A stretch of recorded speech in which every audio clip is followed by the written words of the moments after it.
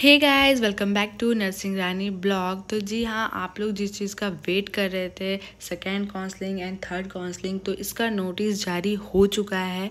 Official site में आप जाके चेक कर सकते हैं। तो मैं आज इसी के बारे में डिस्कस करूँगी कि second counselling and third counselling एक साथ ही निकला हुआ है, तो कब है, क्या प्रोसेस है, ये सारा कुछ। तो फर्स्ट ऑफ ऑल मैं बता दूं कि जो सेकेंड काउंसलिंग का देख लीजिए टाइम शेड्यूल है, ठीक है, राउंड करने का, उसका डिस्प्ले ऑफ सीट मैट्रिक्स आपका 5 नवंबर का, मतलब कहाँ कहाँ सीट खाली है, एएनएम, जीएनएम, बीएससी नर्सिंग ये या पोस्ट बेसिक बीएससी नर्सिंग का, तो उसका सीट मैट्रिक्स आपको 5 को मिल जाएगा, ठीक है। उसके बाद दूसरे नंबर पे है आपका जो ऑनलाइन रजिस्ट्रेशन, मतलब फॉर्म फिलिंग का जो डेट है वो 5 नवंबर से 10 नवंबर तक का। तीसरा में आ गया है एडिटिंग, ठीक है। एडिटिंग करने का, अगर आपका फॉर्म फिलिंग में कोई मिस्टेक हो गया है तो आपको एडिट करने का भी डेट दिया हुआ है, वो आपका 11 नवंबर रहेगा। और जो उसके बाद जो सीट अलॉटमेंट होगा, मतलब उसका प्रोविजनल लिस्ट कब आएगा, 13 नवंबर को आ जाएगा। फिफ्थ में है आपका डॉक्यूमेंट वेरिफिकेशन एंड जो एडमिशन होगा इंस्टीट्यूट में, उसका डेट है 14 नवंबर से 18 नवंबर तक। तो ये तो रहा आपका सेकेंड काउंसलिंग का। अब बात करते हैं थर्ड काउंसलिंग, भी सेम ही आपको नोटिस में दे दिया है। तो जिन बच्चों सेकेंड काउंसलिंग नहीं कर पाएंगे या नहीं हो पाया और वो चाहेंगे कि मैं फिर से एक बार ट्राई करूँ, तो वो थर्ड काउंसलिंग में ट्राई कर सकते हैं। तो इसका जो सीट मैट्रिक्स होगा, मतलब कहाँ कहाँ वैकेंट खाली सीट रहेंगे, उसका जो डेट आएगा वो आपका लिस्ट कब आ जाएगा, 20 नवंबर को, ठीक है। सेम दूसरा नंबर में फॉर्म फिलिंग का जो डेट रहेगा आपका काउंसलिंग के लिए, वो 20 नवंबर से 23 नवंबर तक रहेगा। अगर कुछ एडिट करना है तो आपका 24 नवंबर रहेगा। और इसका जो प्रोविजनल लिस्ट अलॉट होगा ना, वो आपका 26 नवंबर को रहेगा। और डॉक्यूमेंट वेरिफिकेशन जो होगा एंड एडमिशन प्रोसेस, वो आपका 27 नवंबर से 30 नवंबर तक है।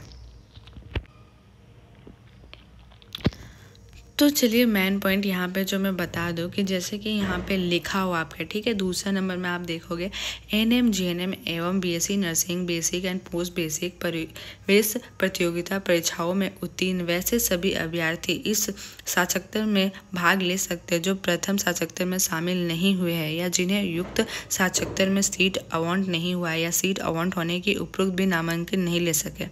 मतलब कि वो छात्र, मतलब वो स्टूडेंट एएनएम, जीएनएम या बीएससी नर्सिंग हो या पोस्ट बेसिक जो भी है, ठीक है, जो कि मतलब एग्ज़ाम में पास हो चुके थे लेकिन किसी वजह से आप फर्स्ट काउंसलिंग नहीं करवा सके, या तो फिर फर्स्ट काउंसलिंग करवाए हैं और आपको सीट नहीं मिला या आप जो चाह रहे थे वो सीट नहीं मिला, वो लोग आप second counselling and third counselling करवा सकते हैं। उसके बाद थर्ड पॉइंट में आप देख सकते हैं वैसे अभ्यर्थी जो प्रथम साक्षात्कार से नामांकित है तथा रिक्त बचे सीटों में साक्षात्कार परिवर्तन चाहते हैं तो भी इस साक्षात्कार में शामिल हो सकते हैं। यदि द्वितीय एवं तृतीय चक्र ऑनलाइन साक्षात्कार में उन्हें सीट पुनः आवंटन होता है तो उन्हें नए आवंटन संस्थान में नामांकन लेना अनिवार्य होगा, क्योंकि उनके पूर्व का नामांकन रद्द हो जाएगा। जैसे कि अगर कोई फर्स्ट काउंसलिंग में किसी का हुआ है और वो चाह रहे हैं कि मैं फिर से सेकेंड काउंसलिंग कराऊं क्योंकि मुझे जो चाहिए था, मतलब जैसे बीजीएच आपको चाहिए था और आपका बीजीएच में नहीं हुआ है, तो वो लोग काउंसलिंग फिल कर सकते हैं। और जैसे ही आप एडमिशन लोगे सेकेंड काउंसलिंग में, आपको ना एडमिशन करवाना ही पड़ेगा और आपका जो फर्स्ट काउंसलिंग का सीट होगा वो रद्द हो जाएगा, वो अवेलेबल नहीं होगा। अब फर्स्ट में शुरू में ही आपको मैं बता दूं जो मेन पॉइंट है, जैसे कि यहाँ लिखा हुआ है भारतीय उपचर्या परिषद की अनुसूचना, मतलब इतना 28/10 द्वारा नर्सिंग पाठ्यक्रमों में नामांकन की अंतिम तिथि विस्तरण मध्य राज्य की नर्सिंग संस्था, मतलब जो कि आप 50-50% का आपका डिवाइडेड था, उसमें भी एडमिशन ओपन है, तो आप जाके वहाँ पे भी एडमिशन करवा सकते हैं। मेन पॉइंट की तरफ चलते हैं कि काउंसलिंग फ़ी कितना लगेगा। जिन्होंने फर्स्ट काउंसलिंग कराया होगा उनको पता होगा कि काउंसलिंग फ़ी क्या है। और जो फर्स्ट टाइम करा रहे हैं या फिर दूसरा बार भी, तो मैं फिर भी बता देती हूँ, जो आपका पेमेंट है, पहली बात तो ये रिफंडेबल नहीं होगा, आपका एडमिशन हो या नहीं हो, या सीट अलॉट हो या नहीं हो, ठीक है।